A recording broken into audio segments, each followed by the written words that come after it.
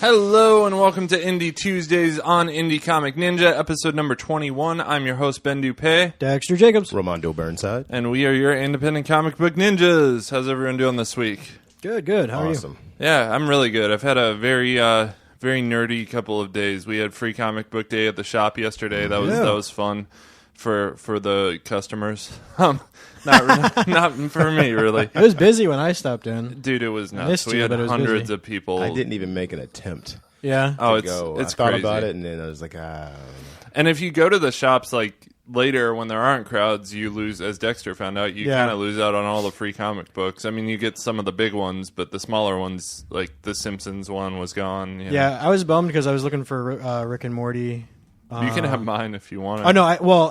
And then this morning I went into Capes downtown, and they had almost everything still. Really? Yeah. So if you're in Des Moines, I guess go down to Capes if you missed out. So what's the best method on this kind of thing? If someone doesn't really know when they should show up to that kind of stuff, should they go early? Should they wait a little while? Or what do you think? I mean, I work at Mayhem, so I'm going to say, like, if it were me, and before I worked there, I did this, I typically like to head to the shop like an hour before they open and just wait outside the door. Kind of camp it out. Yeah, and it's fun at Mayhem because, like, and a lot of comic stores do this. You talk to people that are out there, and the employees walk through the line and do giveaways. So you'll take you'll take a ticket, and they'll like give away something. Like Ariel actually went to another, or no, I'm sorry. Travis went to another comic shop for me because I couldn't get there, but I guess Wizard World had 2,500 Walking Dead #1 variants that's Sub Pop, printed. Right? Well, they had 2,500 Walking Dead #1 variants printed. They gave 50 comic shops 50 copies to give out for free comic book day. Okay. Mayhem was one of those, but I was an employee, so I wasn't eligible. And then the Pop Culture Utopia. Pop Culture Utopia, Yeah, they gave out 50 as well. So Travis went for me and grabbed me one because he doesn't care about Walking Dead. So we are now proud owners of Walking Dead #1 variant. So I'm pretty excited about that. Man. That's pretty cool. Nice. And there's only 2,500 printed. So that's, I mean, that's less than the original print run, actually, I think. The original print run was probably in the tens of thousands, I would think. So... we were really excited about that. Saw Guardians of the Galaxy twice. Very happy. We've all seen it now, so we're very, very excited about that. Very enjoyable. So good time to say now we are a spoiler podcast because I do want to talk about the movie with you guys for a second. Yeah, hell yeah. I'm losing my mind, man. I'm going crazy. I left work 30 minutes early the other day. Like just left. Didn't even like. I switched my shift. To get off earlier that day. I was supposed to work from 1 to 9:30, and I had it in my head that I got off at 9. I got home, and Ariel was like, "You're home early? What's going on?" I was like, "Oh shit!" You just walked out. Yeah, I just left. I called my boss. I was what like, the hell? "Dude, I'm an idiot, man. I left 30 minutes early. I switched my shift that day, and I just that's hilarious." Yeah. So I had to go back on Saturday and make up 30 minutes. Well, at least it was 30 minutes, not like, an hour or two or something like that. Yeah. I was looking around like, where is he? It's nice they let you make it up, I guess, instead of just firing you or something. Yeah, well, he told me Yeah. I could use PTO for it, but I didn't want to use it. So For I half just, an hour, so I just went in for an hour yesterday. Like, I'll come in and hang out for 30 minutes and shop around. I'm just losing my mind, man. I don't even know. I feel like an old Alzheimer's patient. But anyway, we are a spoiler podcast here at Indie Comic Ninja, and I do want to talk about Guardians of the Galaxy. So give us like 5 minutes here. If you don't want to hear about what happened in the movie, just skip ahead 5 minutes, but we are going to talk about it until the 10-minute mark on the podcast. So first thoughts, what do you guys think of Guardians of the Galaxy Volume 2? I loved it, and I thought the cinematography I saw in Ben earlier, it was just great again for this. Like, I mean, even just from the intro, Baby Groot dancing around to the song, and then the whole like people falling like constantly. It was just kind of a funny when Rocket was thing. doing when Rocket was kind of zapping him up, and then when Yondu goes through the whole ship, and they're just kind of like walking down the catwalk, and there's just bodies falling. Yeah. It was just kind of it was done in a really cool and interesting way, I thought. And Gamora falling off the cliff when Nebula was chasing her in a spaceship on Ego. There's a lot of great shots like that. There's a couple more times when people are just falling in slow motion. I thought it was like just a really interesting thing to do, and it helped tie, because what you were telling me earlier was that it was a little disjointed and a lot going on. I don't know if you said disjointed it, but you said a lot was going on. A little bit, yeah. And so kind of like stuff like that is what to me helped kind of bring it all together. Like something like even though it's just the silly thing of somebody falling or people falling, like it kind of just brings everything together in at least a visual way. Which I liked. I feel like that was the case for just the action sequences in general because a lot of times in those movies, you don't realize that you're not going to see an action movie. You're going to see a drama about people. Yeah. And then the action stuff is what ties it all together and takes you from those moment-to-moment situations. I agree. You know what I mean?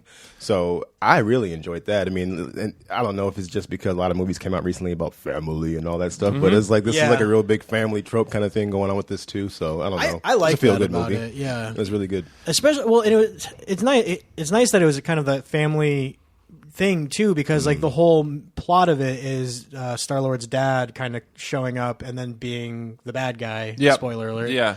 And so it's interesting that like they're creating and tearing apart that like this really strong like blood tie, but then it's like the other family ties that are kind of like coming together and becoming stronger because of it, which is interesting. Yeah. They definitely pushed the family thing really hard. I saw the movie the first time. And I gave the first volume a 9.5 out of 10, just for perspective here. But then after the first time, I gave the second volume a 7.5 out of 10. But after seeing it a second time, I bumped it up to an 8 out of 10. I think it wasn't as good as the first one to me, but the first one shouldn't have been as good as it was, man. I mean, they kind of caught lightning in a bottle on that one. I mean, they made a really good movie out of something that. I mean, these are actors from TV. One of them's a wrestler that hasn't acted very much, if at all. What's his name? The one who can't understand metaphors. Batista. Yeah. Drax, Yeah, Drax the Destroyer. So, I thought it was really good. There was just so much to balance in this movie, and it felt at times like it was just a little bit of a choppy narrative, but not enough to where I would say it affected it in a negative way. It was so much fun. Do you feel like some of it was more of a sophomore slump, though? Like, sometimes when something comes out and it's really good, it's hard to capture that same magic again because people know what's coming. You set the bar to a certain level of expectation. Now we have to meet that and exceed that to some degree. So it makes it tough on a second movie or second game. Okay. You know what I mean? Like, do you think some of it's that for you maybe? So all right, here's what I liked about the movie. I thought, obviously, like the Guardians, the cast, all their chemistry, it was awesome. I really liked the story arc that they had, Ego the Planet, and his relationship with his son, Peter. Rocket's character development. This was huge. They were really trying to round out some of the Guardians, and I like how they did that, especially with Yondu. What I didn't like about it was in Volume 1, if you think back to it, at the very beginning, what was the guy's name? It was Ronan the Accuser. We got a monologue from him at the very beginning of the movie that literally like set up, what his intentions are, what he's motivated by, you know what this guy's after from the very start of the movie. And that made for a very clear narrative where it's like, this is the bad guy, these are the good guys, they're coming together to beat the bad guy. In this one, it was like, you don't find out that Peter Quill's father is the antagonist until about halfway through, maybe 2/3 of the way through the movie. So you're kind of battling between like, are the gold people the antagonists, which they are, but they're very much side antagonists? Or, is Peter Quill's father the antagonist? Are the Ravengers the antagonist? And it's these constant things where it's like, there's not a very clear like battle going on here. There's a lot more moving parts. And I think James Gunn really balanced them very well. I mean, he made a great movie out of it, but not as well balanced as the first one was, in my opinion. Okay. So, do you guys think it was like better or worse than the first one? For me personally, I enjoyed this one more than the first, which is not that much further. Like, they're super close together. Like, you know what I mean? Like, it's not like one's far and ahead, way better than the other. Like, the first one, I loved it. This one, I'm going to put it just slightly above it because, like you said, there was more character development. They got more into Rocket. I love Rocket. I don't know. It's just the way they tied everything together and just excelled each person's backstory a little bit more. You got to see more of each character. All that stuff was great, and then the action was just was so fun. You know what I mean? A lot of fun, a lot of funny parts. A lot of sad, heartfelt moments as well. It was so good, man. Very big. The big reveal in the end was big. I will say the first one too, I felt maybe it was like the reason that I liked it so much was because I wasn't expecting it to be as good as it was. Like, you saw this movie and you were like, what the fuck is, like, there's a talking raccoon in a giant tree. This looks like some random B movie that they're just, putting out there. And you go to it and you're like, holy crap, this is like one of the best Marvel movies ever. Like, I was so surprised. And I think going into this one, your expectations are now, they've set a very high bar for themselves. Yeah, so that sophomore slump I was talking about. Exactly. You maybe hit it on the head there. Yeah. So we're about 10 minutes in, so we'll stop talking about Guardians now and get into some news. Why don't we talk about the news?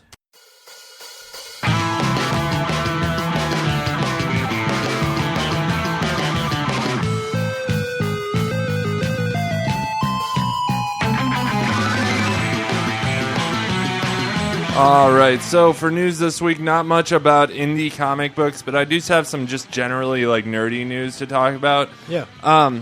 We got our first look at the Inhumans cast from the TV show. Did you guys see this? Mm-hmm.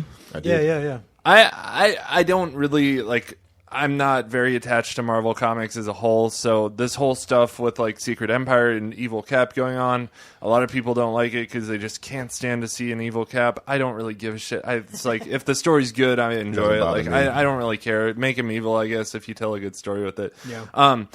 I posted a picture of this on my Facebook wall, and like literally like 7 negative reactions to it, and I guess a lot of people are really upset about the way these guys look. Well, they don't look great. I wasn't too impressed, I guess, but the only one I know from the comics is Karnak, and they made him kind of like an Asian guy with like a couple little tattoos on his face. But Karnak in the comics that I know is like, he's green, and like, I mean, he looks like a mutant or something. So that's all I know. Yeah, and I'm not super familiar with the Inhumans, I suppose, but which one's Karnak? He's the Asian guy with the tattoos on his face. Second to the left. I'm trying to find the picture. You posted on Facebook, right? Yeah, I got it right here on my computer too. If you want to take a look. But yeah. Yeah. So, and the thing I guess that didn't really strike me is that it doesn't look like a movie. Like that looks like it's costumes for a TV show to me. Well, and it is a TV show. Yeah. Oh, well, there you go. I guess struck that on the head. It looks great. I don't know who's complaining here. Yeah, it's a TV show? I thought they were making a movie. Nope. They decided to bump it down to a TV show. That's when Agents of S.H.I.E.L.D. was kind of losing its luster. Well, that's lame. Yeah, actually, I'll text this to both of you guys right now, but I do have a picture of the TV ones and the comics ones back to back. So I'm texting that to you right now. You'll get it here in just a second. But yeah, I mean, it looks like a TV show. I don't know what people expect. You can't really. Yeah, I mean, like, you can either go the practical route and make them more practical. Like, practically, you can't make things that look like that. Or you can go the CGI route. And if it's TV CGI, it's going to be shitty CGI. So, I mean, like, with those two things back to back, I really think, like, you have to... I don't know. Personally, for me, it's like, I think for TV, going the practical route is maybe better. Yeah, I think like, the thing with... I can never remember his name, but the King... Yeah, he has like they didn't give anything to him that's like his iconic stuff, like his mask. The mask, like even like I didn't ever expect them to put like that tuning fork on his forehead, but like or whatever that is. But but they didn't even give him a mask, and it just kind of seems strange to me. But at the same time, it's not practical, I suppose, to be running around wearing a mask all the time in real life, and that's kind of how the MCU is. It's a little bit more real life, but but then saying that it's Medusa, right? The lady, yep. Like her costume looks super comic booky. It does, and it's very like harkens back to like '90s X-Men. Yeah, and it just doesn't. I don't know, like that just doesn't go together to me. But that's just me being nitpicky. I'm mildly excited, I suppose, just because I feel like Marvel isn't doing as well with these, like basically just the way that Agents of S.H.I.E.L.D. was kind of going. Especially when they started getting into Inhuman stuff. And part of it is I'm just really tired of the can't use the word mutants thing because of Fox. Yeah, I am too. And I know you are, especially because you're a big X-Men fan. Yeah, and Fox is just doing horrible with it, except for Deadpool. And I'm super pumped about Cable, and I'm not going to shut up about that. But nor should you, man. Cable. I think the issue here too is that as they're trying to adapt this to a TV show or just to a movie or whatever the case may be, I think you're always going to fight with how do I make this fresh, new, and somewhat more interesting for the medium that we're going to tell the story through. Yeah. But still keep it real and true to the source material for people like us that are, we nerd out on this stuff. This is what we love. Yeah. And so how do you keep us happy, but still at the same time push the envelope to make things slightly better for the medium we're telling the story through? Yeah, I mean, a lot of people bitch about it without really thinking about the fact that it's like, I don't know, the comic book medium is very different from the TV or movie medium, and you have things you have to consider with like actual live action stuff that just works in a comic book because you can draw it out all day long, but like, a concept artist can't draw that stuff for live action because the budget's only so big. So I think it's better maybe to shoot for something more modest and really fill that out rather than shooting too high and doing a crappy version of it, Yeah. Because, just because it's a superhero being put onto a TV show doesn't mean it's going to be automatically good. I mean, there's some out there that are mediocre. There's some out there that are really, really good. I mean, I was really scared when Supergirl came out because the tone of it was kind of like, oh, it's going to be kind of like a, Devil Wears Prada. Yeah, like really cheesy. I don't want to be cheesy and stuff like that. So I think they have a really tough job when it comes to this kind of stuff. I definitely wouldn't want to be the one trying to make it for a TV show. I'll tell you what I am excited for is the Marvel X-Men TV show they're putting out. I've always felt like the X-Men would be better for a TV medium versus a movie medium because I think there's just too much to fit into a movie with mutants. How are they doing that though? Like, is it going to be the same actors from the movie? No. I don't think so. I know nothing about it at all. I don't know because in the 90s there was that show and I can't remember what it was called, like Mutant X. It was kind of like a rip-off of X-Men, and it was horrible. Yeah. It was kind of like, I guess, if Charmed was trying to do an X-Men show. It was not great. Yeah. And I think it had ties to the X-Men somehow, like because I remember there being like some dispute where like there was supposedly an agreement that Wolverine was going to be in it because this was right when the first X-Men movie came out. Right. And there was like this big lawsuit because they didn't want Wolverine to actually be in it, but then like the TV show people thought there was going to be Wolverine in it, and there's like kind of a lawsuit, and so it was somehow connected to the Marvel, I guess. I don't know, or at least they thought it was, and it was not good, and so I'm not expecting great things. So I mean, granted, this is 10, 20 years later, so hopefully, yeah, you gotta hope. I know. I'm still sitting around waiting for X-Men to get a proper adaptation. Although I don't know, man. I just rewatched all the movies, and by the way, I was wrong about the post-credit scene in X3. You were right. Very well done, sir. I know you know. So humble. No, I'm boosting your ego like it needs boosting. No, I'm need just to do kidding. It's already up there. No, yeah. So I am still waiting for X-Men to get a proper adaptation. Same. Well, I think like the movies are a little underrated. I think Apocalypse actually I enjoyed that more than a lot of people. I think Apocalypse live action should look like they're making Thanos look in the live action with the giant jaw and really big and powerful. Like he shouldn't look like Ivan Ooze or whatever from the Power Rangers. Yeah, that was disappointing. Ivan Ooze. He does, like man. If you look at those two next to each other, I'm laughing because it's true. Oh, it's so true. It's terrible. But hopefully, I think with Deadpool and Cable, we'll start to see maybe another side of the X-Men. Hopefully, but that's the beauty of when a movie or TV shows, like for instance, like Deadpool, or the most recent Logan movie, or even like the Marvel TV shows on Netflix. When someone gets it right, it gives everybody else a cue. Like, okay, we need to maybe take our stuff a little in that direction. Let's pluck a few things from these things and do our own thing. But okay, we can do this. Yeah, they've accomplished the goal. Let's duplicate some of this stuff. Well, and so that's a good sign, at least. Get rid of that guy who keeps making the movies that they keep making the X-Men. Bryan Singer. Yeah, just let him make something else. Yeah. Somebody else needs to crack at it. Throw him in a barely legal boys brothel in Amsterdam and just let him be there. Anyway. Shots fired. Sorry. I hate that guy, man. I can't stand him. But all right, here's some Ariel the Oracle just transmitted me some information about the X-Men TV series. Nice, thanks. Thank you, Ariel. It will be called Gifted the Series. It's about two ordinary parents who discover their children possess mutant powers. Forced to go on the run from a hostile government, the family joins up with an underground network of mutants and must fight to survive. The Untitled X-Men series, I thought it just said that it would be called the Gifted series, but okay. The Untitled X-Men series will be written and executive produced. That wasn't Ariel's fault. That was from the article. Yes. Will be written and produced by Matt Nix, the creator of Burn Notice, which I've never seen. The other execs involved are a wonderful mixture of Marvel and 20th century talent, including Bryan Singer. I got to disagree with you on that. Lauren Schuler, Donner, Simon Kinberg, Jeff Loeb, which I love Jeff Loeb, and Jim Corey, which Jeff Loeb is kind of their talent on TV. He wrote a lot of really good Marvel stories. He's written a lot of good DC stories too, but we've been talking about X-Men for far too long, so let's move on to something else. I wanted to bring up, so 2 episodes ago we talked about Mighty Man, and none of us really seemed to like it. And so I did say, like, if you did like it, to write us and let us know why.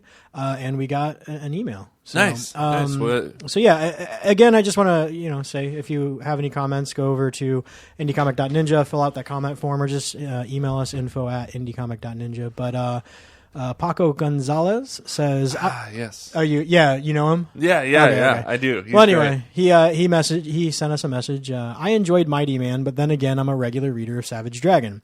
Savage Dragon, most of the time, is about narration. I don't think there's a plan or a given direction. It's about enjoying the way Larson decides to narrate any given issue, and about how characters relate to each other. Works for me. Issue 199 was told in splash pages. Issue 113 in slowly breaking a 3x3 grid. Issue 200 had a threesome of Dragon, his girlfriend, and his stepsister. Issue 204 had a foursome.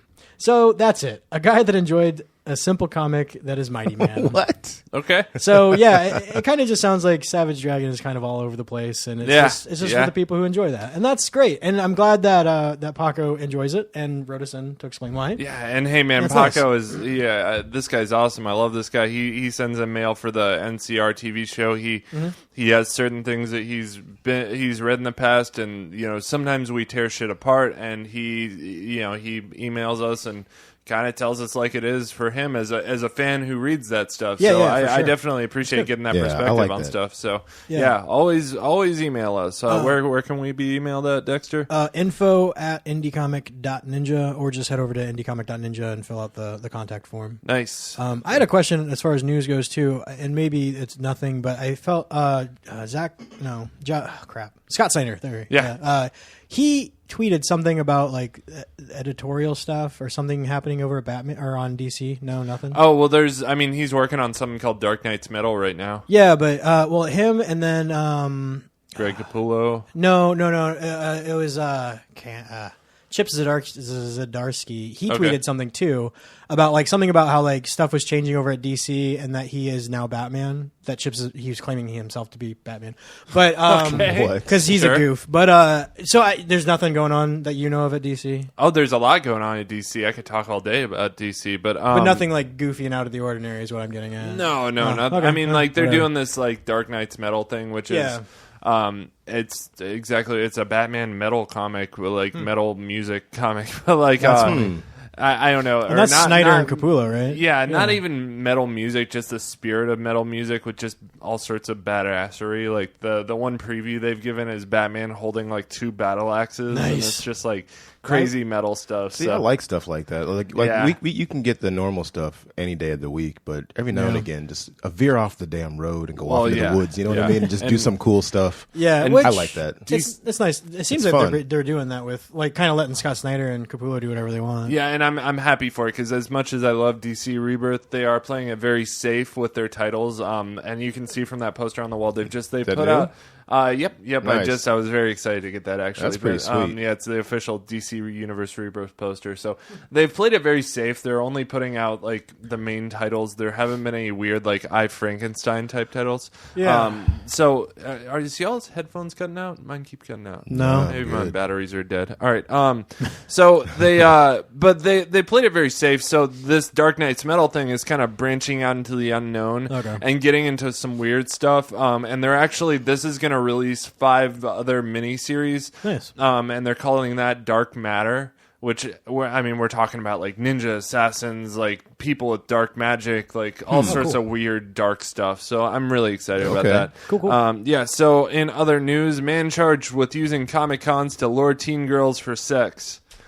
What? Gonna let that sink in for a second. This guy looks read like that a again. real. Yeah, Read that one more time. Man was charged with using Comic-Cons to lure teen girls for sex. Wow. A Maryland man was arrested in Utah for allegedly using Comic-Con and pop culture events as a means to meet teen girls and lure them into sex. Derek Lamar Jones, 35, was arrested and charged with illegal use of communication systems to solicit with lascivious intent, nice word, of a minor between the age of 15 and 18. The law got wise to Jones, Missouri, or Jones M.O. Oh, Jones M.O. when a Virginia family caught their teenage daughter talking to him on social media. Jones is said to have made contact with underage girls at Comic-Cons, often using the alias Kanovsky, Zanlee, Zuljan, or Kano, or Lee. Grade A badass over here. And police are looking for any other victims who have contacted. Based on the photos of Jones, one would suspect that he attempted to pass himself as Zippy the Pinhead cosplayer, so kids beware. Okay, can I say this? Did you guys ever watch the show To Catch a Predator? Remember that? Yeah. Oh, yeah. With Chris Hansen. I mean, I never they lure the guys into the house and with online social media stuff, and they talk to them online and then lure them in. Yeah. They could easily do this at the Comic-Cons. This is not just because this is the only story to come out of this. I'm sure this is not the first and won't be the last guy to try this kind of stuff. Any event where you have that many people just roaming around, you could easily get lost at a Comic-Con. Oh yeah. Yeah, and especially I don't know, man. There's been. I don't want to name names because it's people in Des Moines, but I've seen guys dressing their teenage girl up as a slave Leia. It's too much. And 15-year-old girl, 16-year-old girl dressing her up as slave Leia. Come on, man. That's nuts. Or any kind of skimpy outfits. I mean, I saw there was a kid, and she had to be a teenage girl. It was, and I was there with my teenage daughter, which made me feel weird. Yeah, and you got daughters, and too, I'm walking with her, and I'm trying to set good examples, and we talk about all kinds of stuff. We have good communication. But then when a little girl was walking in front of you, dressed like Jade from Mortal Kombat, oh man, with really skimpy bottoms on and stuff, and her cleavage all jacked up. I'm like, whoa, come on, Dad, do your job. Yeah, man, and let her be something else. Yeah, there are dads. There are dads out there that kind of promote. I don't know. Yeah, it's crazy. I get it that some dads or moms too are nerds, and their kids are being nerds. But it's come on, let's give them some context on how to do this properly. There's so many cosplaying. I mean, there's so many things you can cosplay as that are age appropriate. I mean, comics are for kids, so in general, I mean, they're for adults too, but they're really more for kids. This is it's a catch-all situation. Just like with anything else, just use your common sense. Yeah, for sure. Yeah. Last thing I'll say about news this week: Marvel pleads for readers to wait until the end of Secret Empire to pass judgment. They knew this was coming the first time, when they first made Captain him America's. Captain Hydra. Yeah, I don't know. Strange things are afoot at Marvel, to say the least. Anyone who's been paying attention is already familiar with controversy surrounding the, quote, Hydra cap, with ardent fans going so far as to boycott not only the Secret Empire miniseries, but all Marvel products. Yesterday, Marvel issued a statement before the release of the first issue of Secret Empire, a statement only released to the ABC, which is also owned by Disney. They said, with Marvel Comics' Secret Empire, the forces of Hydra have taken over and, due to villainous actions by Red Skull, have manipulated Marvel's greatest hero, Captain America, and forced him to adopt their cause. At Marvel, we want to assure all of our fans that we hear your concerns about aligning Captain America with Hydra, and we politely ask you to allow the story to unfold before coming to any conclusion. Your passion for Marvel Universe is what keeps us going every day. We want to keep providing our fans, blah, blah, blah. Yeah, so they're basically saying, hang in there. Everything might not be exactly what it seems. Yeah. I don't know. What do you guys think about Evil Cap? Well, I think it's dumb, but at the same time, I do agree with what they're saying. That's just kind of that's the nature of comics. There's a goofy twist. It lasts for a season, and it always goes back to the way it was. Yeah, I never understand why people flip. Why some of the fans flip out like this over stuff like that. And I get it, and it's cool that everyone's so passionate. Yeah. But at the same time, it's come on, guys. We've seen this over and over again. They're going to take a turn this is just an isolated story. Yeah. It's going to run its course, like Dex said. It's going to be fine. Chill out. I feel like Vision. I have an equation. No, from Captain America Civil War. All right, anyway. Donald Trump's running the country right now. and this is just my viewpoint of it, but in my opinion, we have a very evil person running the country, and Captain America is supposed to be like this symbol of America, and he's turned against America, and I sort of in me wonder if there's like some political, backstory here with like America turning on itself, or sort of turning a symbol of hope into, against itself. It wouldn't be the first time that they've used, actual political situations happening right now and parallel them with a story they're telling. Well, and the whole like mutant thing is exactly civil rights movement, etc. Well, and in DC, I mean, Benjamin Percy in Green Arrow right now, he there is a politician in that book that he is Donald Trump. He's not named Donald Trump, but he's writing him as Donald Trump. And so there's comic book artists. I mean, fiction reflects reality, reflects fiction. I mean, art it's imitates always life, imitates art. Yeah, always. So I do wonder, and I don't want to get too political on the show or anything, but I do kind of wonder if that's maybe spurred some of the Cap evil thing. Yeah. Well, the thing though too about like why people are getting upset.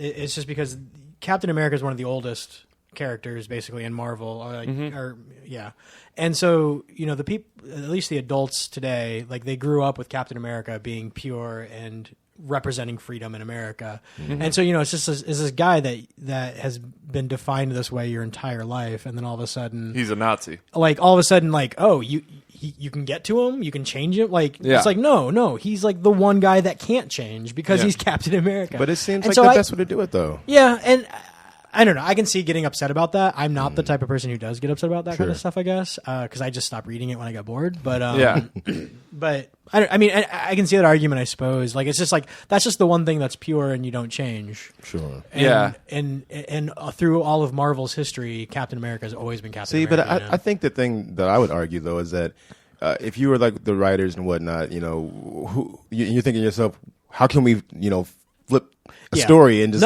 let's take make one of it our interesting. Yeah. And that's like with Superman. I love Superman growing up. Like all my friends would give me crap because I love Superman. I love Batman too, but still like Superman, he's like, he's the perfect superhero. Everybody likes Superman. They give me shit for it. Yeah, but when they flipped it and they made like some evil Superman and Justice, Gods Among Us, all that stuff, I was like, that's cool. Even though I love Superman, I was like, cool, tell a different story of my favorite character. No, that's a good point. So I liked it when they did stuff like that. It didn't change the fact that I loved Superman or how cool he was in my mind or how pure he was as as a Boy Scout. But I suppose to remember too, like you still have those old stories that the stories that made you love him. Exactly. So that's where I'm coming from. I will say they are telling. Whether you're a fan of Evil Cap or not, Secret Empire is a very good comic. It's like I have issues 0 and 1, and then the Free Comic Book Day issue follows that. But if anyone wants to borrow issues 0 and 1, I would highly recommend it. They're really cool team-up Marvel stories. But we are about a half hour in, and we have not talked about any indie comics yet, so let's get on talking about Extremity number 3. Story, pencils, and inks on this one are by Daniel Warren Johnson. Colors are by Mike Spencer, and letters Russ Wooten. So, Thiel has finally started drawing again. After her drawing hand was taken from her by the leader of a rival tribe, she has finally started using the other hand to start making art. When she's not making art, she's helping her group attack the rival tribes that have taken everything from them.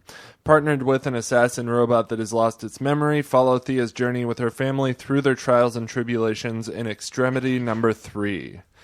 And that's all I got for it. That's all I wrote for it. So I really love this book, man. It's my desktop background at work. It's getting better and better. Yeah, it is. I love the artist thing with Thea. I think that's a really, really great thing that she's learning how to draw again. I liked watching her dad.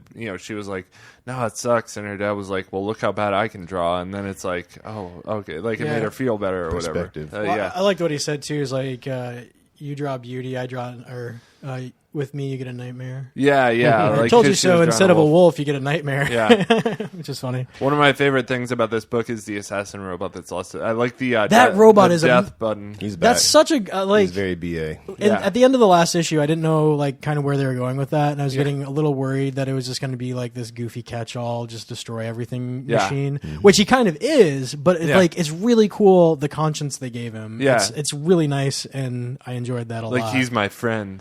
yeah, when they go after a little boy and it's even though he defended the kid, he slaughtered a ton of people, and he was just all like, "What did I do? Like, I can't do this." And he's about to kill himself or hit the terminate button. Yeah.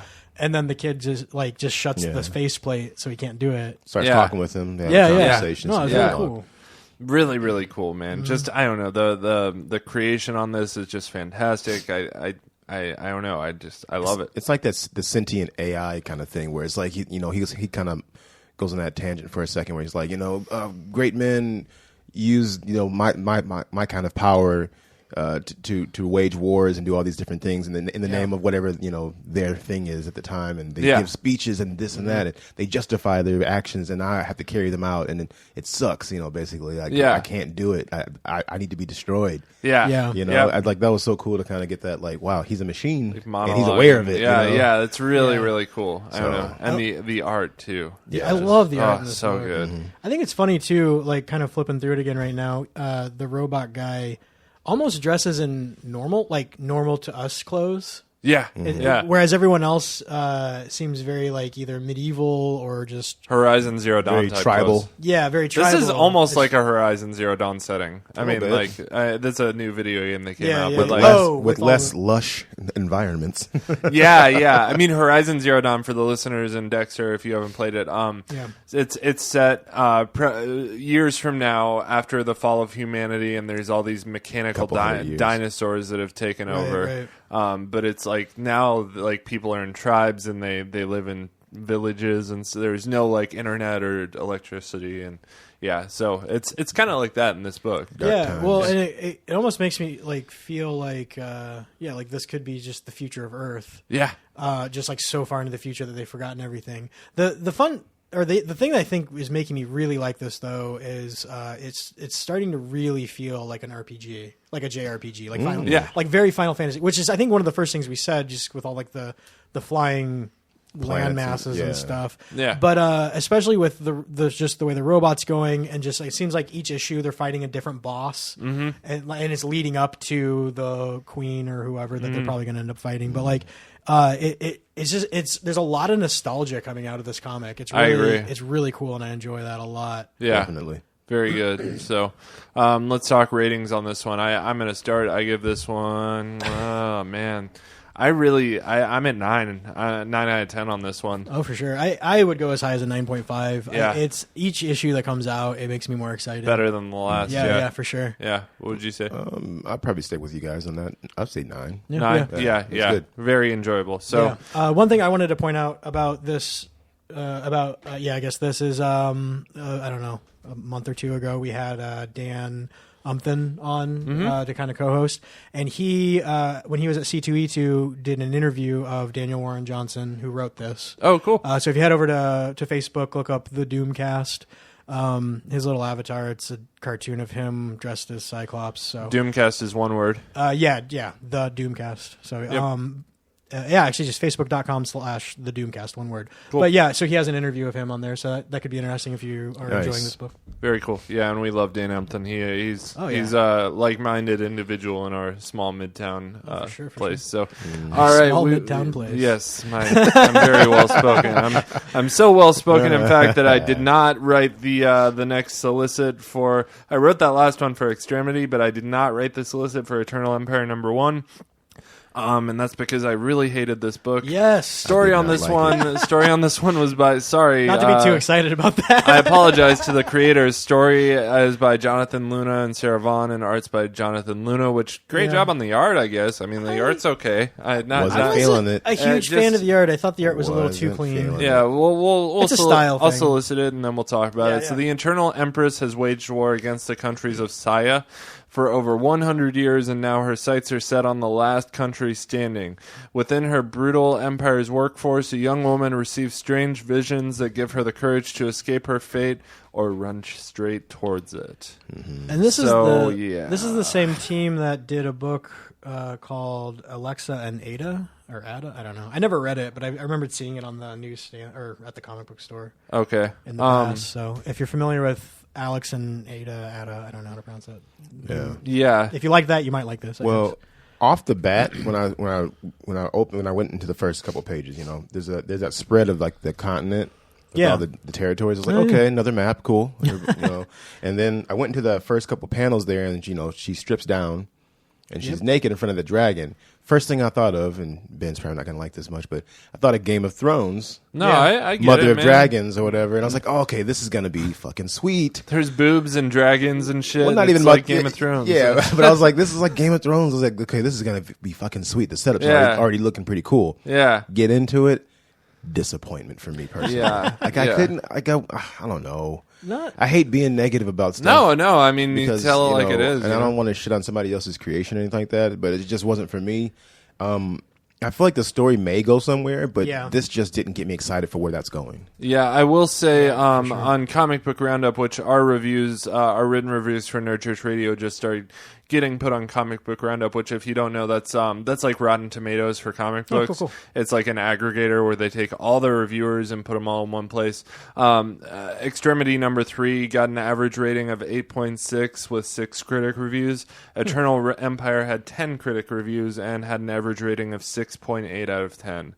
There are some people that gave it as low as a 4 and some people that gave it as high as an 8.5. So, yeah, man, I don't know. I felt like kind of a mess of a jumbled storytelling. I don't really have very much else to say about it. It was just, I didn't understand what was going on from the start, and I kept waiting to get a better idea. I think at the end, when they were just showing and not telling, I got a little bit better of an idea of what was happening. Like, when they were just showing her wandering through the forest and then showing her wandering through or the frozen tundra, then the forest, and then at the end someone approaches her. I have no idea who she is. I have no idea who this person approaching her is. And at the start of the story, I should at least know something about one of the characters. I don't know shit about shit in this book. So the white text boxes or whatever, was that like her thoughts then? Yeah. Like, okay. Yeah, that's what I gathered. That's what I figured it was, but it's like, I don't know.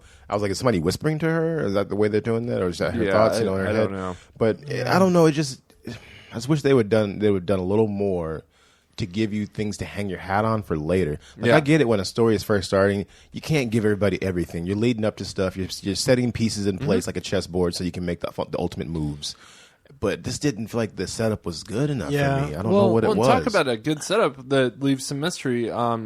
What's it called? 7 to Eternity, man. Yeah. Like, there's tons of mystery in that book. You have no idea what's going on with a lot of the stuff. I mean, but like, it's still a very well crafted narrative where like you at least know where you are and what's going on. Yeah, and I feel like this.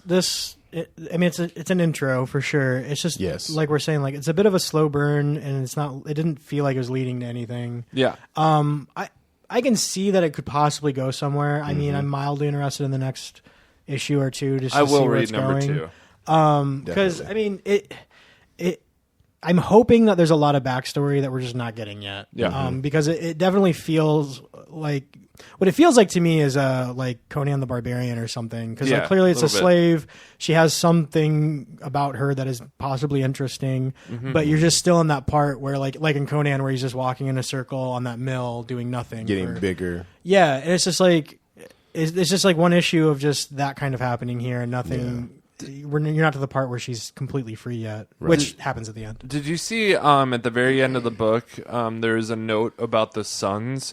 I guess the configuration of the 3 suns indicate whether it's sunrise, midday, or sunset. I glanced at it. I didn't read it. Yeah, I mean, it's a very simple like infograph at the bottom. Well, it has something to do, too, because like throughout the thing, and I think it's kind of like the symbol of the queen or whoever's in charge, where it's the 3, where they're in like a triangle shape. Yeah. Yep. And it said something at some point, I don't remember where I saw it, that was like something that happens like once in a millennia or something. Yeah. And I'm guessing that's going to like prophecy something, you know. Yeah, and definitely takes a lot of spiritual angles as far as what the prayers and all that and everything, and thinking like the gods or the mother or whatever. I forget what it was, but I don't know. I'm typically an optimist about most things. My glass is usually half full, so I'm really hoping that this is going to go somewhere. Even though this one didn't rub me the right way, I'm hoping the next one does, or at least goes somewhere. But I'll hold out for it. But this one didn't. I didn't enjoy it. Talk ratings on this one. I'm gonna give this one 6 out of 10. I think probably. Yeah, I was gonna lean 6. Yeah. I'd say yeah. 6 across the board, right? Yeah. I mean, it's not bad enough that I still, because these two have actually written comics. They have a book in Image called Alex Plus Ada or Alex and Ada. That's what I was saying at the beginning. Oh, I'm sorry. Sometimes when people talk, I'm doing research and stuff. I get So that. So I don't know. I'll kind of keep tuned in here and see what happens. But we will move things on to our final comic book review of the day, where we're going to do a trade as well, but we're doing this as our final book. This is one that I will not keep reading, and that is Youngblood #1. Story on this one is by Chad Bowers, and art is by Jim Toe. So this is another one that I just pulled the solicit off Image because I didn't feel like, if I feel like I'm not going to write something that does the book justice, then I'll just grab the solicit off Image. So when a young hero goes missing, his friends search for answers, leads to some unexpected allies. Together, they'll do whatever it takes to find him, even if it means resurrecting the world's most infamous super team. Gear up, strap in, and get ready to rediscover comics' most extreme universe with creators Chad Bowers and newcomer Jim Toe. Rediscover comics' most extreme universe. I think that's a bold statement. I feel like Rob Liefeld wrote that. I feel like maybe most extremely confusing and unexciting. I think they use that phrase where it's like, in order to be the best, you got to believe you're the best. Yeah. I don't know if you don't say it, it's not true. Yeah, it's I don't know, man. It just not is it? Oh wait, other people need to say it. Sorry. Yeah, this actually averaged a 7.8 out of 10 on the site. Nine critic reviews. Maybe this is in that same level as Mighty Man was. Yeah, maybe there's a crowd for it. It's just not us. I think there is a crowd for Youngblood. I will say there are some hardcore Rob Liefeld fans out there. I'm not in that camp. I don't know any of them. I don't either, and I feel like if I did, I would probably dislike them. I don't know. Again, like, Rob Liefeld's very important to comics. He did a lot, and I'll always be grateful for that. He created one of my favorite characters, Deadpool. Yeah. I mean, and that I'll always be grateful. But Deadpool is obnoxious as hell. And Rob Liefeld's personality kind of mirrors that. If you've ever seen him talk, he's very, very obnoxious, and like he's just a very high strung, wound up kind of guy. I mean, and his art and his comics kind of reflect that about him. I mean, he draws very like extreme stuff, and I don't know, but getting into Youngblood, kind of a choppy narrative.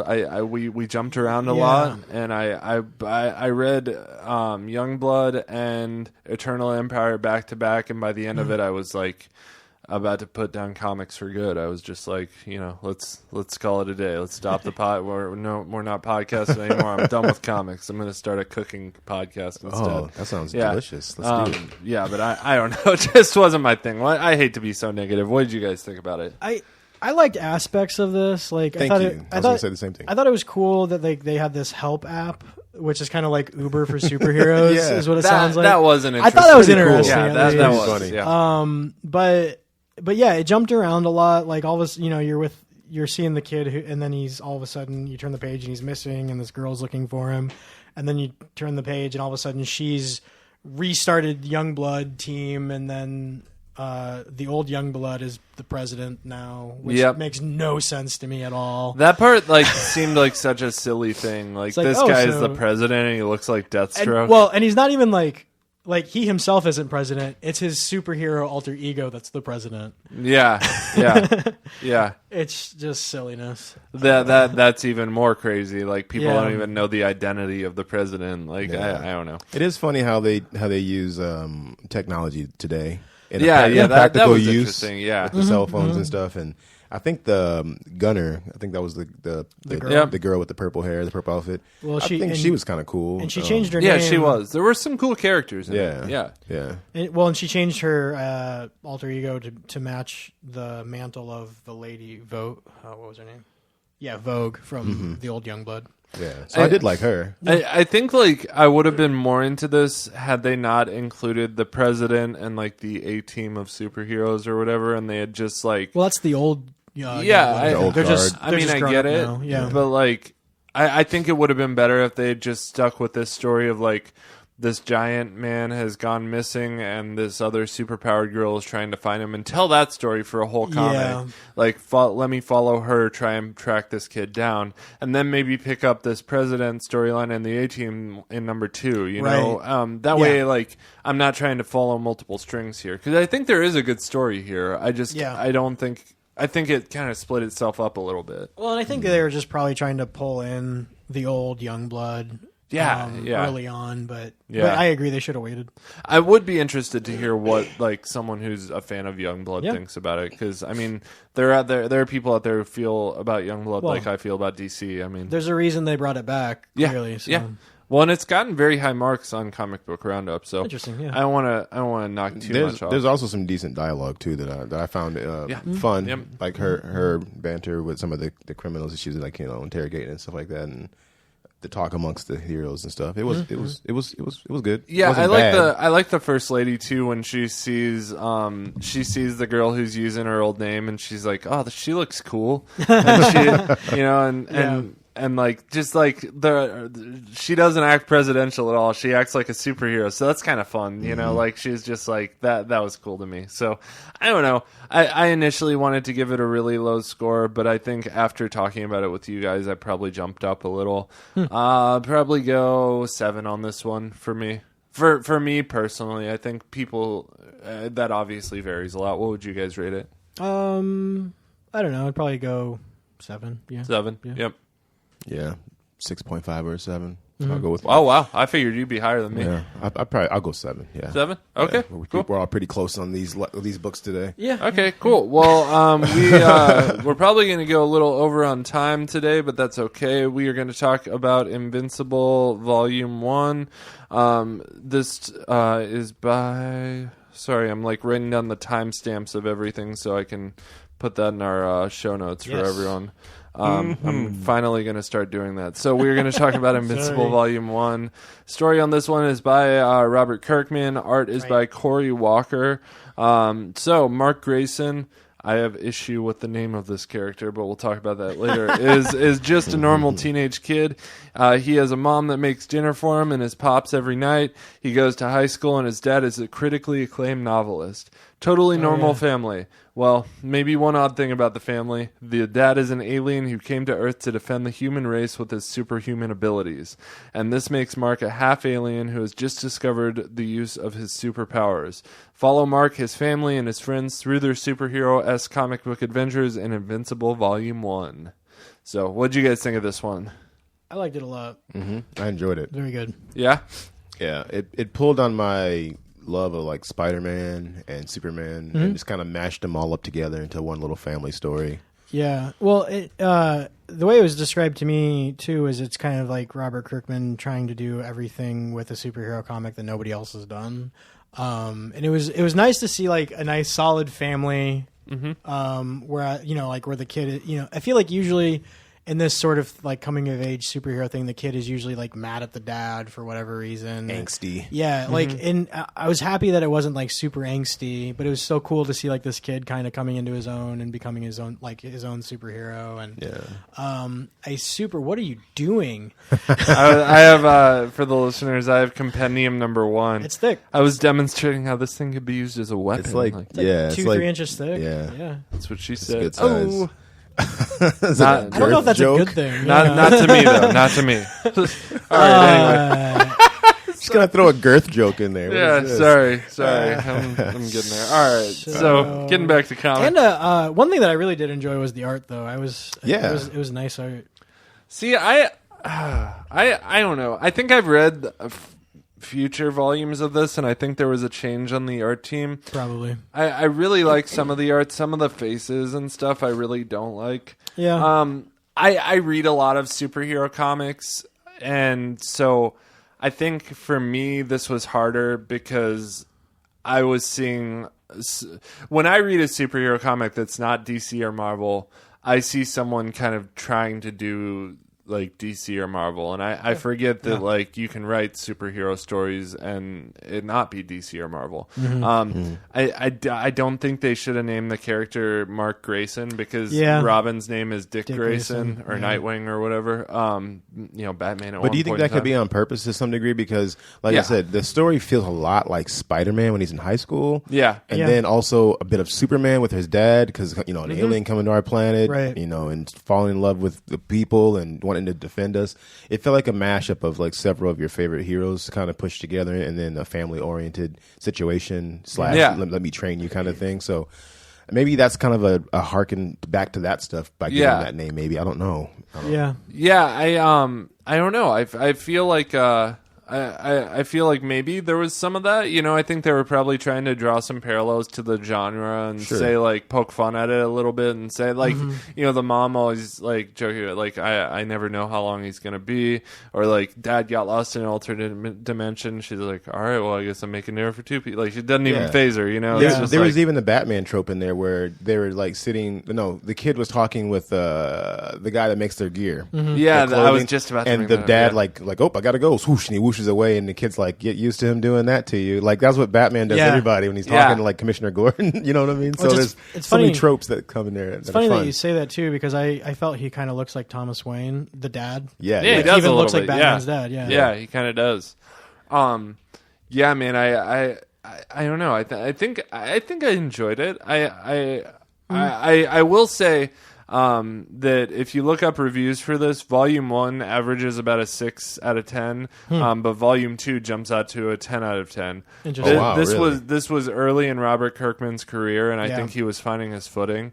But this is a critically acclaimed series, it gets very, very good. And I think, like, there was some of the, like, I could sense he was finding his footing with it, but it's a really cool story. I mean, he tells it in an interesting way. I really don't. He did it in a smart way because for all of us, we all love superheroes, and for you to be able to pull on my strings of what I like, but also give me something new to digest. He did it in a way that if it's new.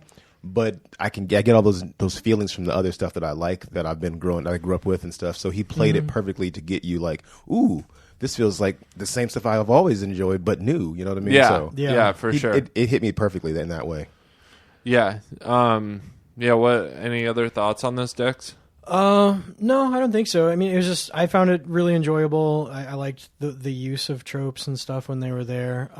One thing that I think is funny, if you look at all the different volumes, they're all named, like, after TV shows. Really? Yeah, this one's Family Matters. Oh, wow. And then other volumes, like, I think there's one that's just called Friends. But, like, each volume is, like, the name of a TV show. Nice. Yeah. Oh, wow, cool. That's kind of cool. I like that. Yeah, Robert Kirkman knows what he's doing. I mean, well, and I feel like this is a series that you can tell he was kind of having fun with, which is nice. Yeah, and I love Robert Kirkman because he writes just different kinds of story. Like he writes The Walking Dead, which is like obviously a zombie thing. Yeah. He writes Invincible, which is a superhero thing. He writes one called Outcast that's just a paranormal activity type thing. Or like an Annabelle type story, almost demon possessions and stuff like that. So, I mean, he's a very diverse, writer. Portfolio. Look at my diverse portfolio. He's the versatile. He's very versatile. Yes. When he's the managing editor or whatever of Image. Oh yeah, he's a CEO there because and my wife and I actually had an interesting conversation last night about. So do you guys think Image Comics makes any money off of the Walking Dead TV show? They would have to make some sort of licensing, I'd think. No, because their comics are creator-owned, so Robert Kirkman owns all the rights to them. Yeah, good point. So that's what... I mean, other than cross-promotion, I don't think they get any rewards from the TV show. Yeah. Yeah, maybe not. Who knows, man? Those deals are always so freaking crazy. Yeah, I guess. But Image that'd be interesting to know. Yeah, Image is always, like, their big thing is, like... The creators own those characters. So, like, any Marvel TV show, you're always going to see Marvel Comics, shoot up before it. When you watch Walking Dead, you never see Image Comics shoot up before it. Two separate deals with Kirkman. Kirkman owns that story. So, I mean... can see it being that way. But I will say, like, the TV show is obviously I mean, like, there are people who have gone and watched the TV show, and then, like, they're like, oh, I want to read the comic now, or vice versa. They're going to get some splashback for sure. Yeah, for sure. So, I mean, there's those kind of royalties, which are definitely good. So, let's talk ratings on Invincible Volume 1. What do you guys think? I'd give it a 9. 9 out of 10? Yeah. All right, cool. I'm at... What are you at, Mondo? I'm pretty close with Dex. I like how it pulled on my favorite superhero strings, if you will. Yeah. I feel like I'm just copying everybody this week. But you guys are picking the perfect numbers. Yeah, you should go first next time. Right. I always feel that way about you. I always feel like I'm copying you. What are you at, 9? Yeah, probably 9. I really want to say 9.5, but I think part of that's just my nostalgia for like the characters, feelings that they're giving me, and I don't want to use that too much to bump it higher. So I'm gonna say 9. Yeah, I am at 8 actually. So I borrowed Compendium 1, which is the first like 3 or 4 volumes from work. I'm gonna read the second volume this week and just see how I feel about it. But yeah, that's what I'm at. I'm at 8. So next week. Oh, did you have something else? I was gonna say I like how, just one last thing, I like how blasé the mom is at the very end. Yes. On the last on the last panel, and she's like, both of these guys have these like crazy stories to tell how their day went, and they go on this little paragraph. Each one of them is like, oh, I did this and this, and the dad's like, I got sucked into a parallel universe for 6 weeks and blah blah blah, but no time passed here, and just goes on and on. And then she's like, that's nice. Who wants dessert?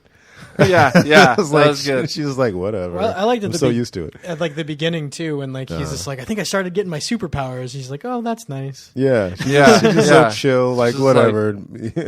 I'm going to make you guys something to eat. Such is life. Have a sandwich, honey. All right. So before we next week on Indie Tuesdays, I only know 3 of the comics we're going to cover. There is a graphic novel we're going to cover, but for the life of me, I just can't remember what it's called.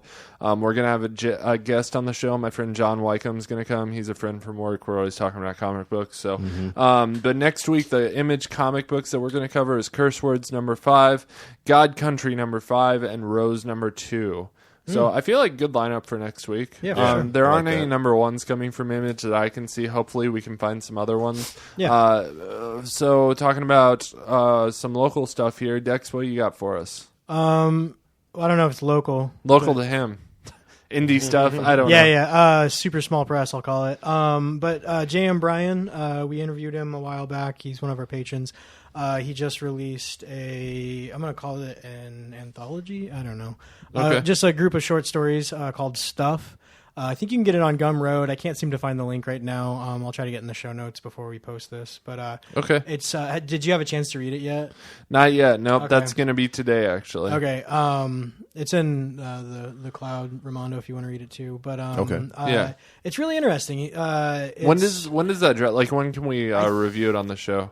I was just gonna kind of chat about it now, but no. But when are we allowed to like talk about spoiler? Like, I mean, when does it officially come out? I'm not sure. I thought it was on GumRoad right now that you could go buy it. I'm thinking of Closer. Never mind. Yeah, it's not Closer yet. That's coming soon. So this thing though, it's just I think it's like I don't remember how many short stories. It's 31 pages. It's a bunch of short stories, about 5 pages each. Okay. But it's really interesting. Like the first one kind of is about him dealing with some depression issues, but done in a really cool way. His art for it is just fantastic, really minimalistic, and really kind of gets like the emotion out just through some simple lines and stuff, and has a really good. I mean, it really kind of ties it together with just like finding friends and family to really help you out.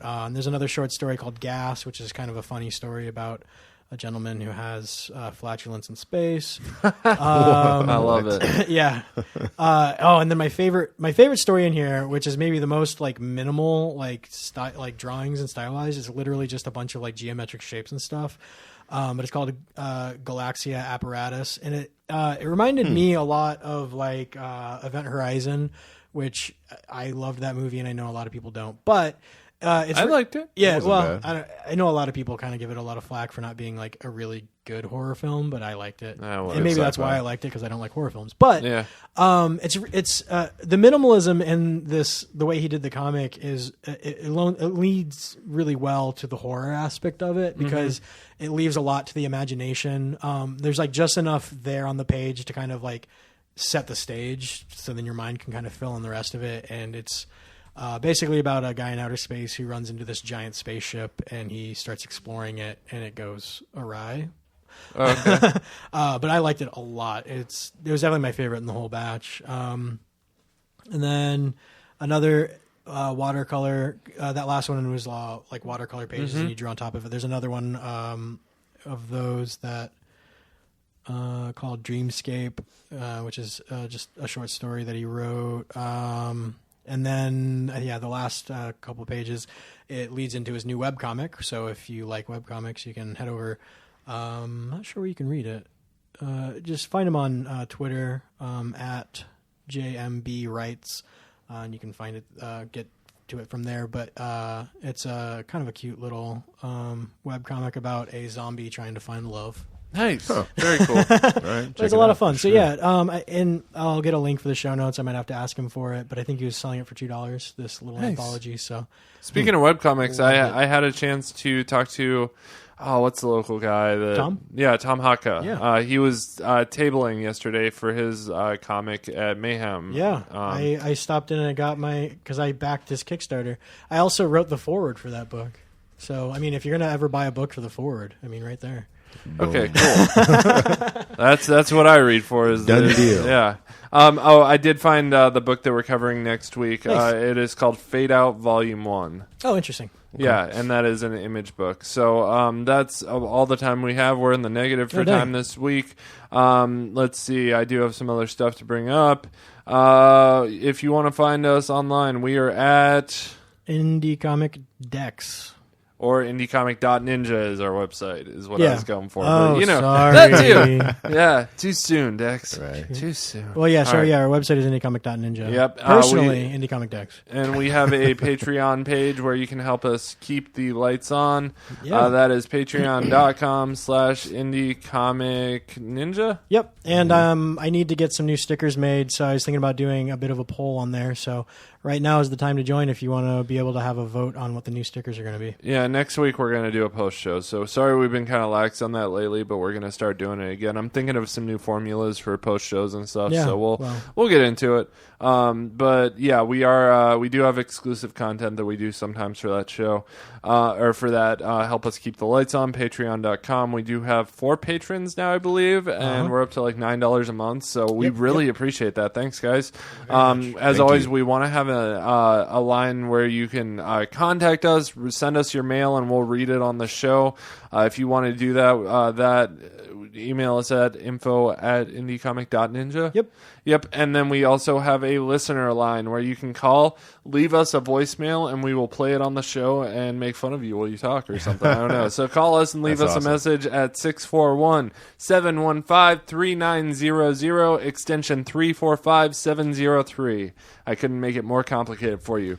And if you want to find me online, I am on Twitter at IndieComicBen. Dexter, what is your Twitter handle? I forgot. Oh, God. Dex, Acting like Mondo. Like me?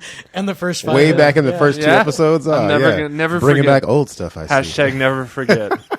Hashtag me. Yeah. So where can we find you, Mondo? At Nerdy Ramondo on Instagram and Twitter. Well, what if I want to play video games with you? Well, you can find me. Well, you can go to the Glitch Therapy Instagram or Twitter page. And what's Glitch Twitter. Therapy, Mondo? Glitch Therapy is a video game podcast. We talk about our favorite nerdy stuff that's coming out. And what are video games? Video games?